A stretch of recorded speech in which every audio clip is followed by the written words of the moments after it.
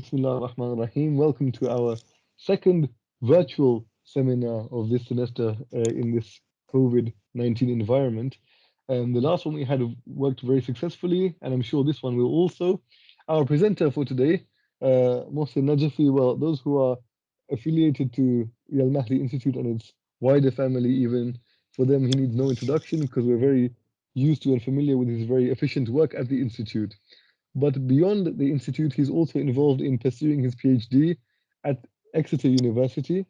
And today he'll be presenting for us on the title or under the title, A Variety of Interpretations of Holy Texts, the case of Mojtahed Shabestari and his political hermeneutics.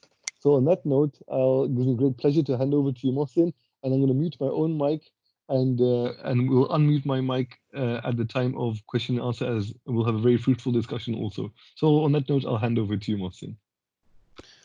Okay, thank you very much. Bismillah ar-Rahman ar-Rahim. Assalamu alaikum, everyone. Thank you all for giving me the opportunity to share with you a topic which is quite relevant to my PhD.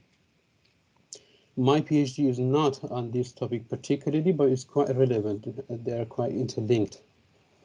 So as you can see, hopefully, the topic of my presentation today is a variety of interpretations of holy texts. And I'm particularly looking at the case of Mojtahed Shabestari, Muhammad Mojtahed Shabestari, and his philosophical hermeneutics. So this is going to be the outline of my presentation. First, I'm going to look at the origin of the term hermeneutics and provide a definition for the term, and then I'm going to look at the three main camps or categories or groups of hermeneutics that we know. There may be other people, you may find other hermeneutics outside these three categories, but these are the three main categories that we can find in any hermeneutical works. Then I would look at, I would provide a very brief biography of Shabestari, who he is, what he has done, where he has studied, what he has studied, any works he has published and he has authored, and so on.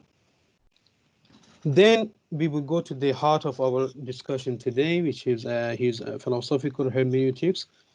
I wouldn't mind to call it hermeneutics only, to limit it on hermeneutics, but the reason why I'm referring it as philosophical hermeneutics is because Shabestari has used the term in that way. This term philosophical hermeneutics has been used by other people like Heidegger and Gadamer, but the question is whether Shabestari's philosophical hermeneutic, the way he understands, would correspond to what Gadamer would have in mind. But we will look at that as well. And then this would lead me to the next part of my presentation, which is the view of a variety of interpretations as opposed to one single interpretation of a text. Then I would briefly look at the three main approaches to tradition among Christian theologians, and I would by then it would be clear why I'm actually I think I have to address this topic in my presentation, but I would explain further as well that why it is important to look at tradition, why we need to understand the different reactions to tradition, and what has been among the Christian theologians, and why we have to actually look at them basically, and what they have actually introduced and promoted. And at the end, finally, I will look at the experience of Islamic government of Iran and Shabestari's reform project, and I want to I often say that if it was not because of the Iranian Revolution, people like Shabestari and Surush would not get to this point in the scholarship as they are right now. So in my view, the experience of post-revolutionary Iran had huge impact on how they are thinking and how they are actually framing their reform projects. Okay, so that was the outline, and now in terms of the term hermeneutics, and if you want to trace it back, uh, hermeneutics, the way we know, as I'm going to introduce the definition in a minute, but the way we know it as a methodology and method of interpretation did not exist as such in ancient Greek philosophy. So it's a relatively new concept. However, the term itself, hermeneutics, could be traced back to the term Hermes, which was a deity in the Greek ancient religions, whose function was to convey the divine message to human beings. Because supposedly the divine message was beyond the comprehension and understanding of human beings. So there had to be a messenger, or had to be a mediator to come and in a way interpret the message for human beings in order to, make it understandable for them. So they did have a sort of goddess or deity in their in their tradition called Hermes, and more likely the term hermeneutics is being taken from that concept. As one definition among tens of definitions that we can find for hermeneutics, uh, this taken from Stanford Encyclopedia of Philosophy. Hermeneutics as the methodology of interpretation is concerned with problems that arise when dealing with meaningful human actions and the products of such actions, and most importantly, text. So the idea is that when we look at human actions, any actions, it can be their acting, it can be a piece of art they have produced, and also it can be their text, what they have written. And when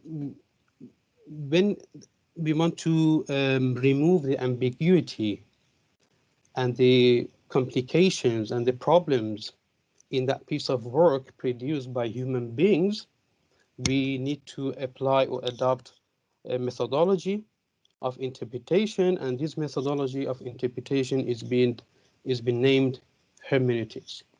The first who actually used the term hermeneutics officially uh, was Dan Howard, who was the first to present a systematic textbook on general hermeneutics in 17th century.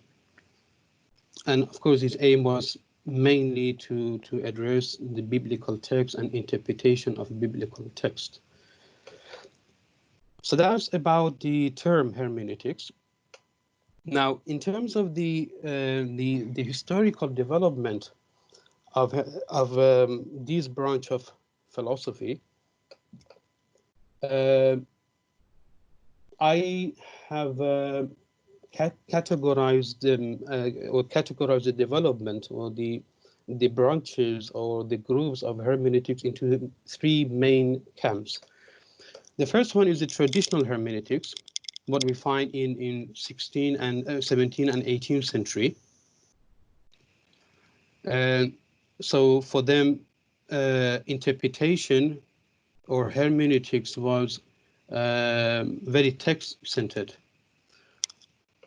For them, all you would need to have in front of you would be the text and also the familiarity with the language of the text. So if it was a book in English and you wanted to interpret it, what order you needed to do according to the traditional hermeneutics in 17th and 18th century was to actually know the language of the text and to know the grammatical rules of the language, and of course to know the meaning of each word in that language, the vocabulary, and that's it. Automatically this would lead you to the intention of the author, and that was important, of course, because supposedly a text is written by a certain author, maybe 10 years ago, 50 years ago, 2 centuries ago, 1400 years ago, is written by an author, and the author had something in mind to convey when producing the text. So if you know the grammatical rules of the language he has used in the text, and if you know the vocabulary of the language is being used in the text, we would know the intention of the author. And once we know the intention of the author, that would be the meaning of the text. Simple. Well, according to them. So they were text-centered in that regard.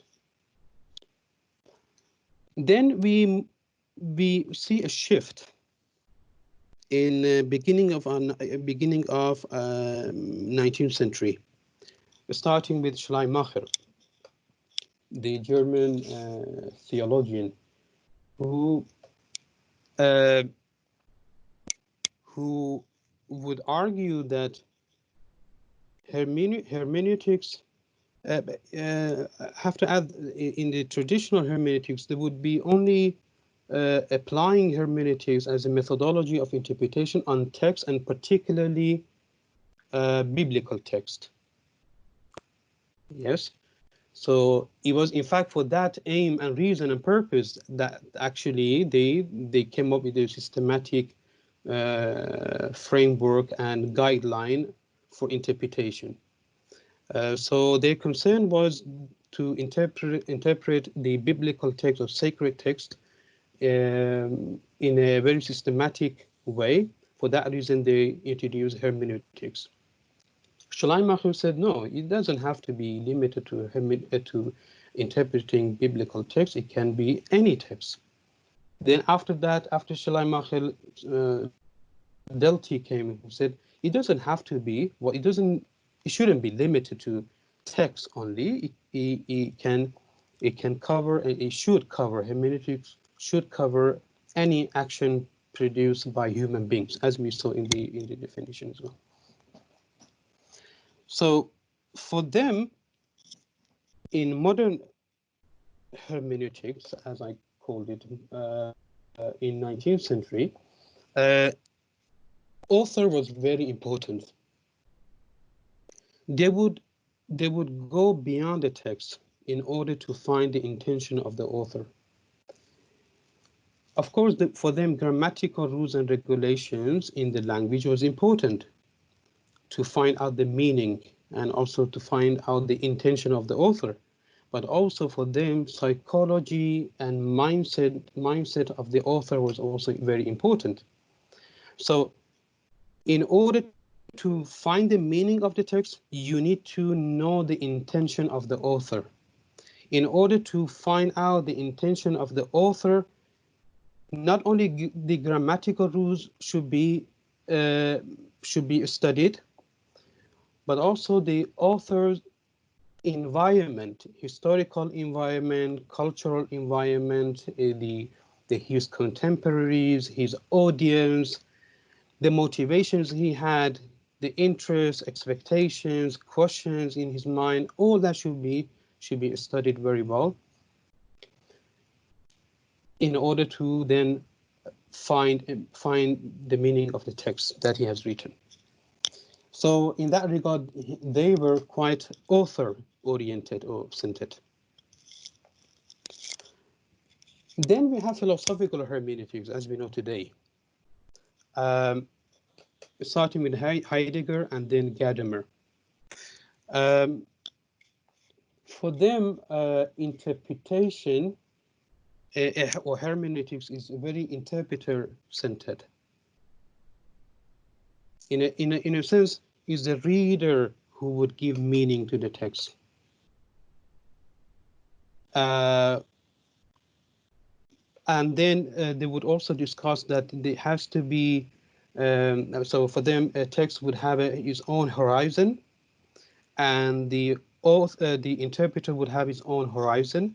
These two should be, these two horizons should be fused. They would have a conversation among themselves. There will be a dialogue among these two, and the agreement between the two will be the meaning of the text. So unlike the previous two groups of hermeneutics, they don't look at the author as such. For them, especially if there is a very long historical gap or cultural gap, there is no point, and they would Gadamer would actually argue that there is no way actually to find out the intention of the author anyway. So it's pointless task to do. There is no point, and it's not possible anyway to find out the intention of the author. So if you want to find out the meaning of the text, what you need to do, you need to have a conversation. You need to have a conversation with the text. You should not, of course, impose your own, biases on the text. And text would have its own horizon. You would, as interpreter or reader, would have your own horizon. These two would be fused, would be in conversation, and at some point there will be agreement, and that agreement will be the truth or the meaning of the text according to them.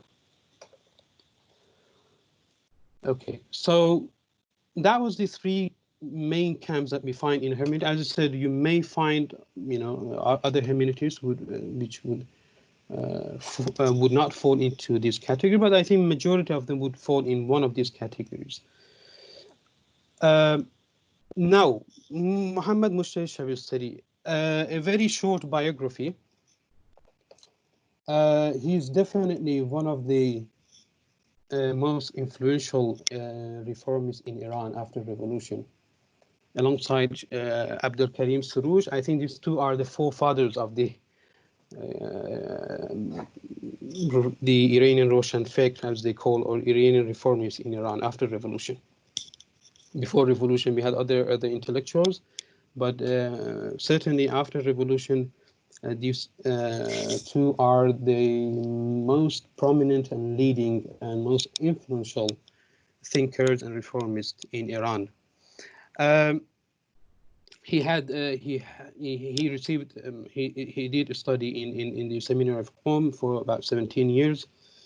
Then I believe he received the degree of Ijtihad as well. Before going to Germany, as he was appointed as the director of Islamic Center in Hamburg, Germany, in 1970. He stayed there for about 9 years. And I think that was a turning point in his life. That was when he became familiar with German language, first of all. And also he became very familiar with Christian theology, and especially Protestant theology. He was very actively involved in many interfaith and inter-religion dialogues and activities. And he would invite scholars from Jewish communities and Christian communities to have a dialogue and conversation. So he became very familiar with what they are doing, including the very concept of hermeneutics and how they are actually, what it means, what is its function, and how they are applying on their holy text and sacred text, the biblical text, and perhaps how we can learn from these and adopt these in order to interpret our text, the Quran and the prophetic traditions. So, and after 9 years, right after revolution, in fact, he came back to Iran. He moved back to Iran, and he was elected as MP and he kept the position for 4 years, and after which he actually gave up the politics for good. For almost 20 years, from 1985 till 2006, he was a full professor of Islamic philosophy at the University of Tehran, and now he's retired. In terms of his works, he has not written any book, okay, in a form of book.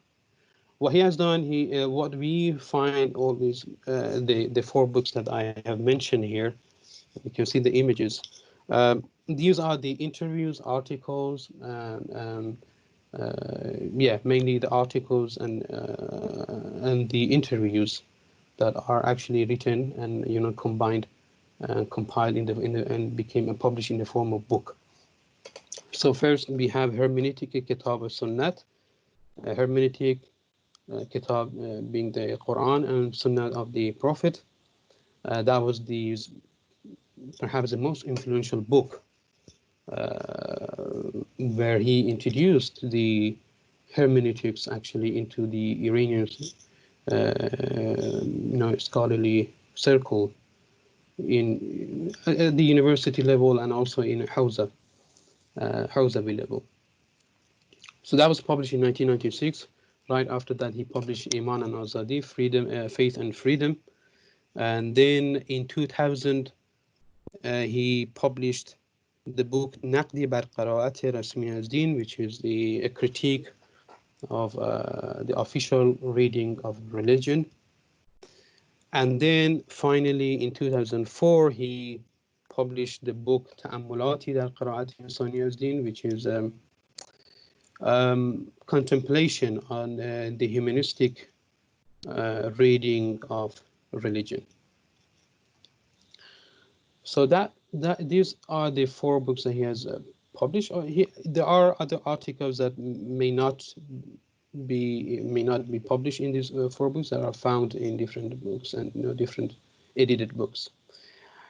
So in terms of his philosophical hermeneutics, the reason why, if he was me, perhaps I would be a bit reluctant to use philosophical hermeneutics for his for his hermeneutics, and for that, the reason for that is because I see that philosophical hermeneutics is being attributed to Gadamer particularly, and that's how we know it today. But when we look at SHABESTARI'S approach to hermeneutics, we find that he has used some elements of traditional approach to hermeneutics, some elements of Schleiermacher's approach, a modern approach to hermeneutics, and some elements of philosophical and Gadamer's approach to hermeneutics. And somehow he has combined these all elements, and he has created his own, he has come up with his own framework of hermeneutics. And he calls it philosophical hermeneutics, by the way. So for that reason, I thought, it's best perhaps to stick with the term he has used and how he has named his framework. So, according to his philosophical hermeneutics, text does not speak on its own. Text has a meaning, of course, he would say. It does have a meaning, but it would not speak, it would not reveal the text, it would not reveal the meaning without a reader.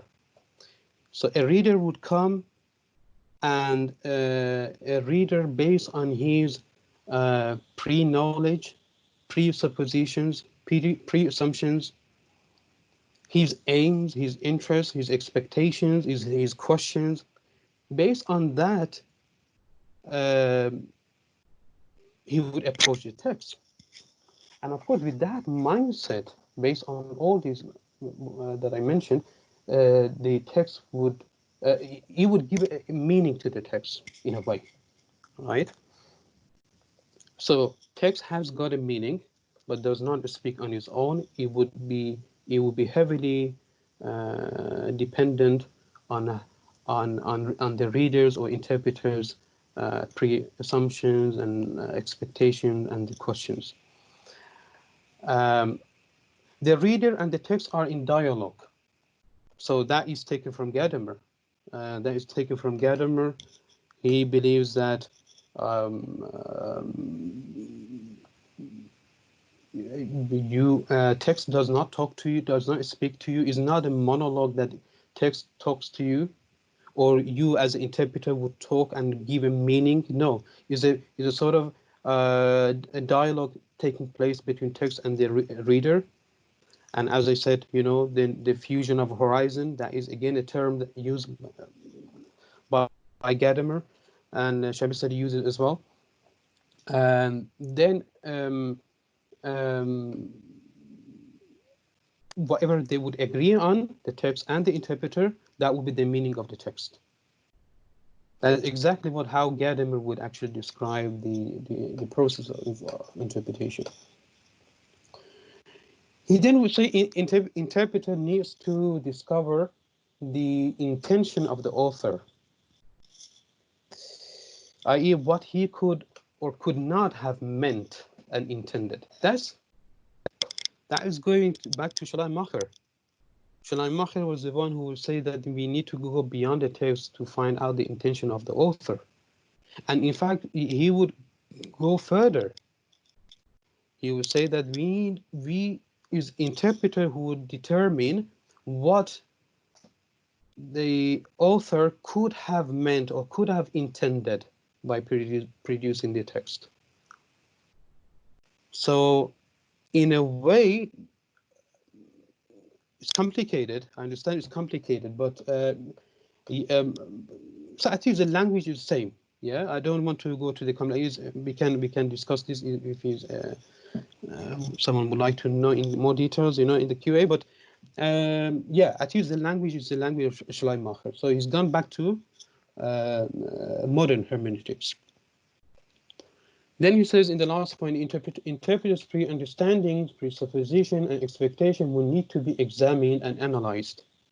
Not any presupposition and not any reader with any sort of expectation or any sort of question in mind or with any sort of presupposition or pre-knowledge could come and, interpret a text and then come up with the interpretation and say, this is my interpretation, this is my reading. No, all these should be analyzed. All these should be examined. All needs to be discussed. And then I would discuss this in more details later on. But what he means by that, he actually wants to avoid the charge of encouraging variety of interpretations, which could possibly lead to anarchy, for example, right? So he says that those presuppositions on the basis of which we do the interpretation they have to be analyzed, they have to be examined, they have to be justified. The author, the interpreter should come and explain them, and should come and justify them. 5 elements of interpretation. We discussed some of them already. Interpreters' pre-understanding is the beginning of any interpretation endeavor. So if you don't have any information about a text that you want to approach, you would never open the text. You would never read the text. You would never want to know about the text if you don't have any sort of information. If you have zero information, zero knowledge, then you would never address it anyway. You would never approach it anyway. So that is first element is required in interpretation. Then we have interpreters' aims and expectations and interests. So if I want to know about history, I would go and read about history. and I would find a historical book and I would read the historical book. Because why? Because I have some historical question in mind and I want answers for them. I go to a history book in order to find answers for those questions I have in mind. If I have some philosophical questions, I wouldn't then go to a book of history or a book of psychology. I will go to a book of philosophy. So these expectations are important. These interpretations, these assumptions, pre-understandings, and then aims and expectations would lead to questions in the interpreter's mind.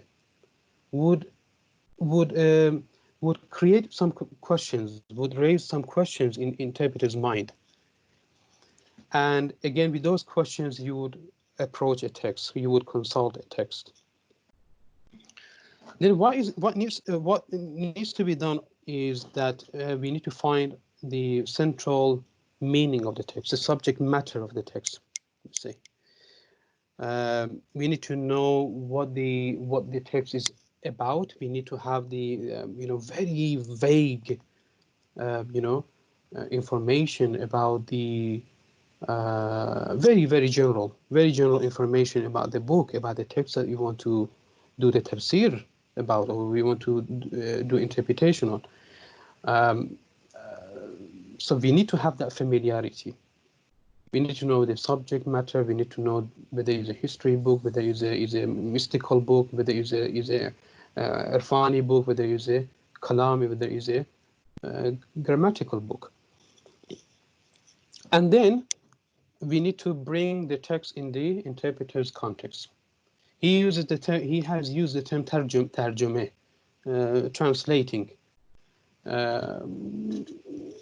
I thought bringing the text into the interpreter's context will be more clear in conveying what he wants to say. That we need to see how text was written and with what motivation was written, and who were the audience, and how it had impact on the audience, what sort of impact it had on the audience, and then bring all this information and apply in today's time, in our time, in the interpreter's time. So all these would be the 5 elements that need to be undertaken in doing interpretation. Right, I have to be a bit more quick because, yeah.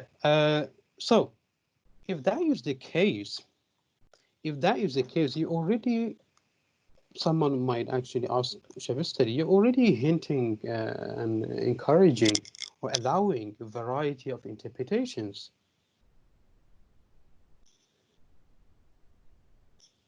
So the question asks, is there one or variety of interpretations? He says, that is a quote from one of his books, that he replies that those who argue that there is only one interpretation reading of Islam are those who in fact do not believe in Islam as an interpretation or reading. If they really believed in Islam as an interpretation or reading, they could never be in favor of one single interpretation. For considering Islam as an interpretation or reading would adopting hermeneutical approaches and thus variety of interpretation. So in a sense, he wants to say those who actually would oppose variety of interpretations and would stick with one and would claim that we know there is only one interpretation. In fact, they don't believe in any interpretation.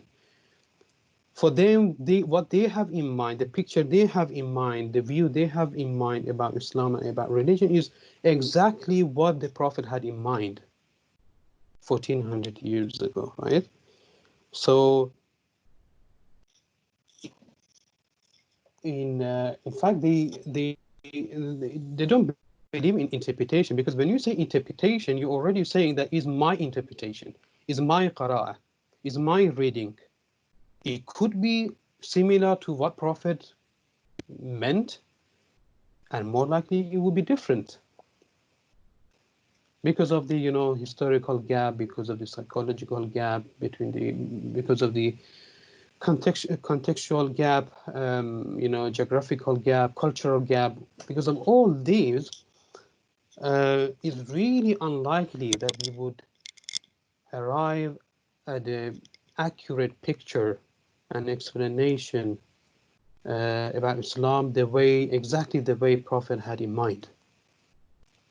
So therefore, everything you would do today would be qira'ah, your own interpretation, according to SHABESTARI.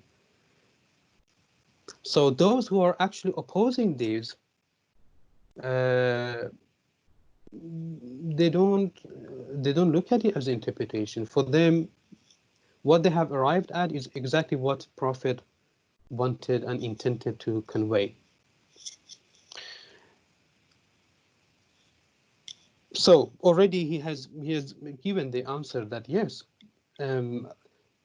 today we don't have a variety of interpretations is not option. It's not between is an option that I can choose between one interpretation or variety of interpretation. Is actually the only option that we have. So the second question related to this, or perhaps this question would lead to another question, and that is, does advocating variety of interpretation not lead to anarchy and chaos?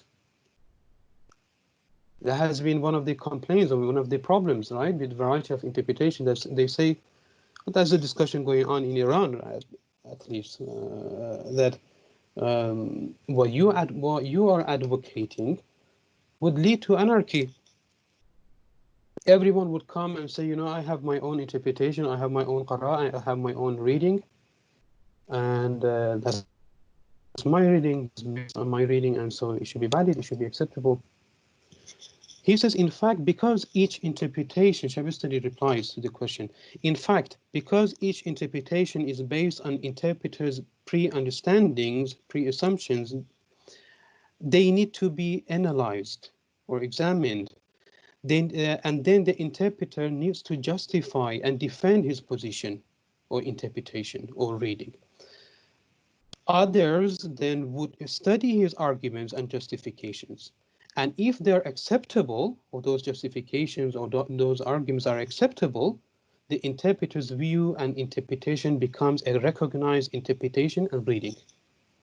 Therefore, when we talk about the valid interpretation, we mean the one which is defensible by his interpreter.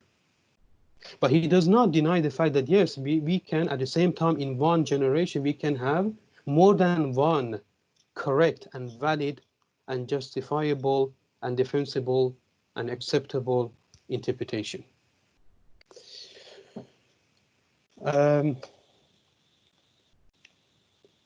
Okay, so I have Sheikh Raji, if you can please let me know how much time I have left, please. Mohsen, you don't have to rush yourself. Take your time. Yeah, okay. So I have three, but these are would involve a lot of discussion, perhaps. So that's why I was wondering. But let's. I will keep it brief, and then in the QA, if there is any question, then we can discuss in more details. But so yeah, I mean, you see, the whole question, the fundamental question that I suppose all the reformists, well, including SHABESTARI, has in mind to deal with or concern about, is the encounter of modernity and tradition. How can one, as a believer or devoted Christian or a Muslim or a Jew, be how can he live in modern time while he's still keeping his tradition?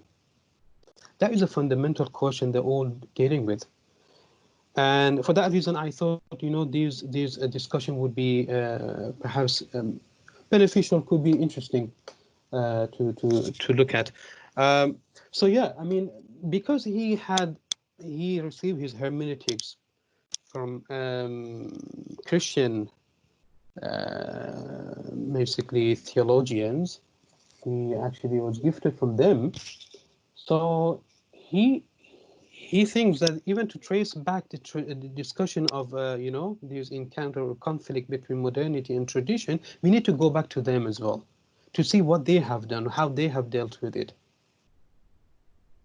and then we see whether we can apply any of them or not, and how, whether we have to modify them or not, whether we can actually say they are not applicable because they are from a very different background, and all these reactions to tradition are actually introduced by those who are outside the Islamic tradition, and Christian traditions is very different from Islamic traditions, so none of them are applicable. So he first introduces these three main reactions to tradition by Christian theologians of modern time, and then he will say whether any of them would work for our Islamic tradition. So yeah, the encounter of tradition and modernity is a difficult one. Modernity brought a huge amount of challenges for tradition. Modernity, by the way, those 4 points that I've written are actually exactly how Shabestari has written. These are his points basically. So, according to him, modernity is a situation, is a new situation. So was tradition. The same way tradition was a situation in human beings' life, modernity is the same, is a new situation. Tradition brought about authority, while modernity freed and relieves individuals from authority. In tradition, what you will find was the authority would look after human beings, would guide them, would say to them what to do, what not to do, where to go, where not to go. The divine authority would plan for human beings. The divine authority would dictate the human beings how to live. Whereas modernity encouraged human beings to be free of any authority. The modern human beings are actually are not ready to accept any authority anymore. In modernity, individuals are taught to make decisions and not to obey. In tradition, human beings were told they need to be obedient. They need to be not to rebel against the authority. In fact, obedience was a good characteristic in human beings in tradition. But in modernity, following someone blindly is a problem. You will be often criticized for following someone blindly in modern time. You are the one who would make decision for yourself. And of course, accordingly, you have to take the responsibilities of your decisions in modern time. Before, in tradition, authority would make decision for you. And as long as you would be obedient, you will be fine. There wouldn't be any responsibilities on your shoulder.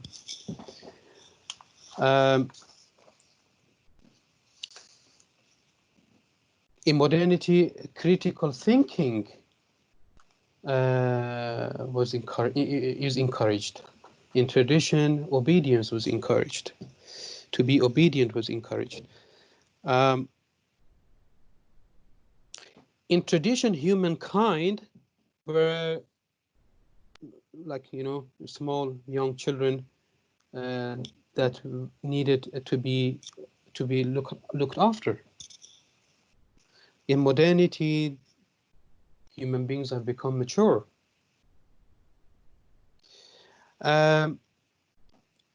In modernity, human beings find themselves thrown in a desert. It's them who, there is no one to help them. There's no one to help them. They need to find themselves. They need to make decisions. They need to take responsibilities. They need to plan. They need to create the framework. They need to create, they need to, bring about the laws and enforce the laws and implement the laws. Is human beings and them only, right? So these are the conflicts between tradition and modernity. Now, if someone, a devoted believer, wants to live in modern time, and at the same time likes to keep the tradition with these amount of clashes and conflicts between tradition and modernity, how can he do that? And perhaps that is the most fundamental question that all the reformists are actually, well, religious reformists are actually trying to address and deal with. So, Shabestari observes that there were three main reactions to tradition among the Christian theologians. I mentioned very quickly, then we can discuss if is needed. The first one was from Karl Barth. Although in terms of time he came after Schleiermacher, but the way he categorized them, I followed the same same order. So Karl Barth, who was a could be viewed as a neo-orthodox.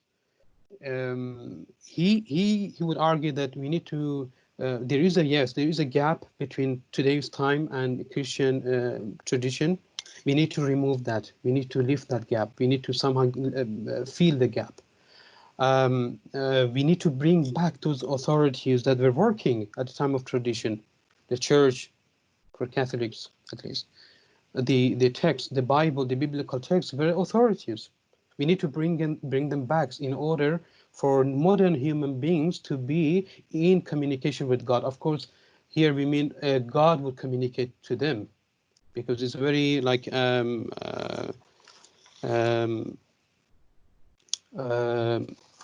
top-down approach, right? So we want to yes, there is a Karl Barth would acknowledge that there is a modernity has taken place, but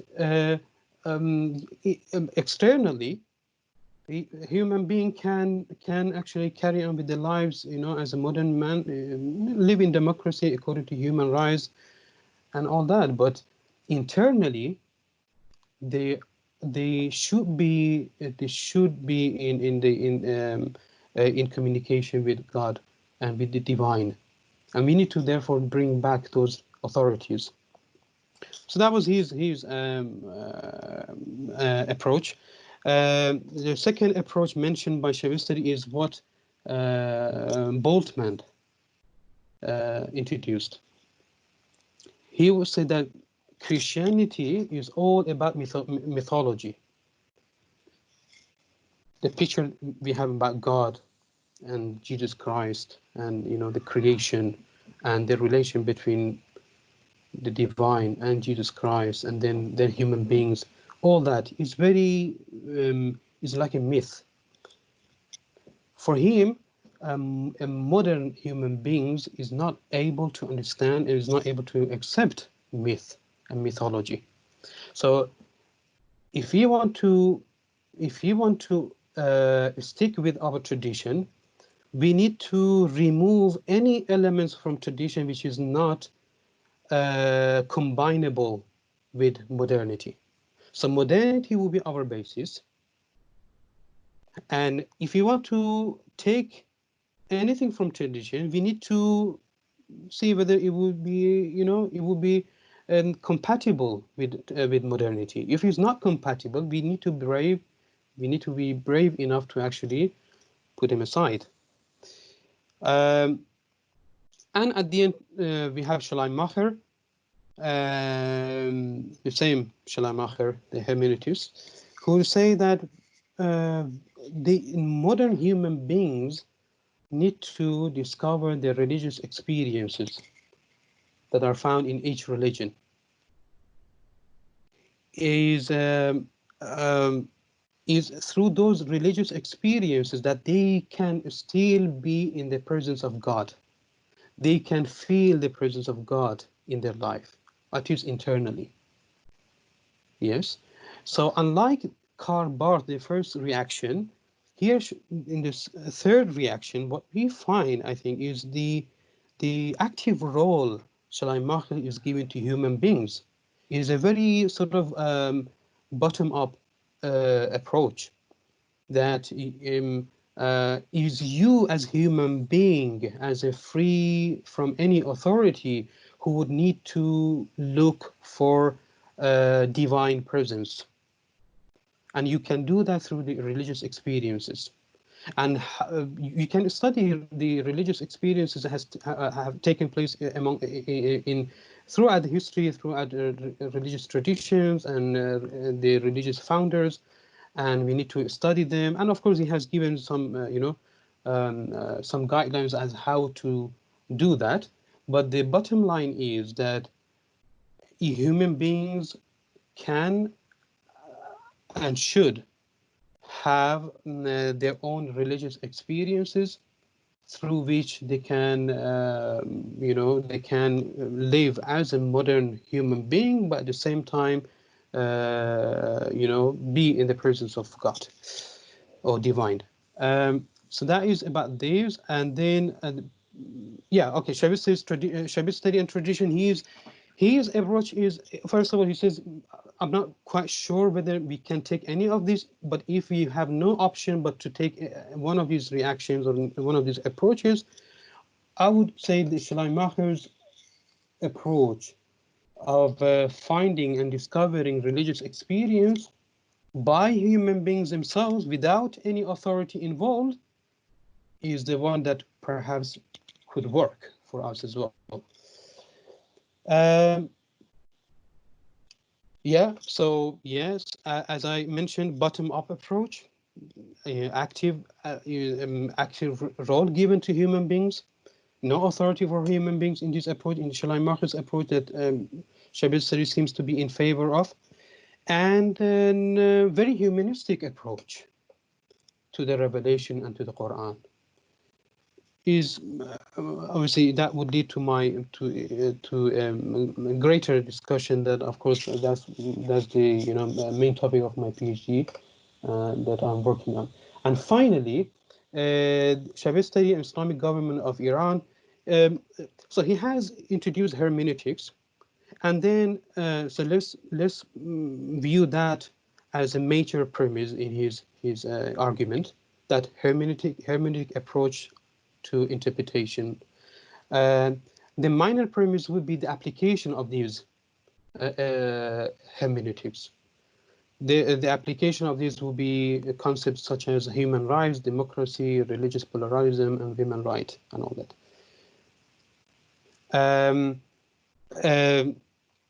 But he will say the problem that we have in today's time, of course, he's talking from his own context of Iranian post-revolutionary Iran and Islamic government in Iran. He finds that jurisprudential and fiqhi official reading of Islam problematic, and in fact he says we are in crisis because of that reading. The problems he identifies with that particular reading of Islam, which is implemented in Iran at a state level. There are some problems. He identifies a few of them. One is the fact that the source of knowledge, according to this fiqhi understanding and jurisprudential understanding of Islam, or official reading of religion, is limited to the Quran and Sunnah. It should not be limited We need to consult other branches of human science, like physics, like chemistry, like psychology, politics, sociology, and so on and so forth. It should not be limited to one source of knowledge. Another problem with these official reading of Islam in Iran is that, according to SHABESTARI, is that they would, for them, language as a human phenomenon is beyond history. For him, that view is very problematic, because it's a human phenomenon, like human beings who are limited. He would have, the language would have its own limitations. It would be cultural bound, it would be historical bound, it would be, contextual bound. So language, the same way that human beings are actually, change, and there would be a sort of evolution. There will be evolution in language as well. Also, yes, the official reading of Islam, according to SHABESTARI, has a very particular image about history. For them, history is a set of a system very well planned from before, presumably by God, yeah, and everything is perfect. We all are actually pieces in that framework that we are working, and we are actually doing our roles. We are acting our roles, and is perfect. It has a plan. It has an aim. It has a purpose. For SHABESTARI, that's not the case. That's not the case.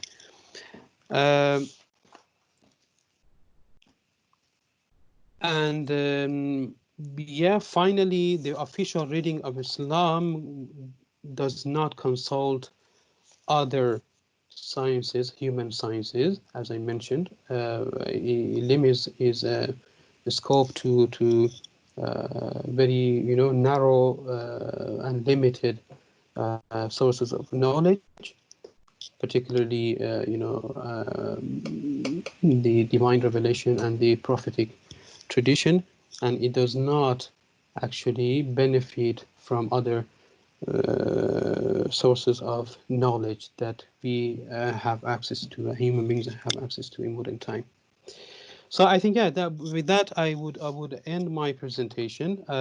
Thank you for listening, by the way. Well, it went very quick for me. I said to Sheikh Taj, let's finish it within 1 hour.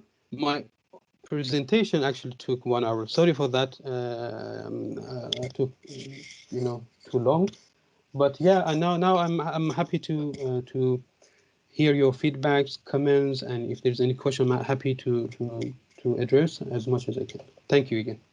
Thank you, Mohsen, so much for a wonderful presentation. And I know you yourself were anxious about going over the time, especially in this holy month where people can become drowsy in the afternoon. But even in this month where people are fasting, your presentation was extremely engaging. And I personally didn't feel the time go past either. So thank you very much for that. On that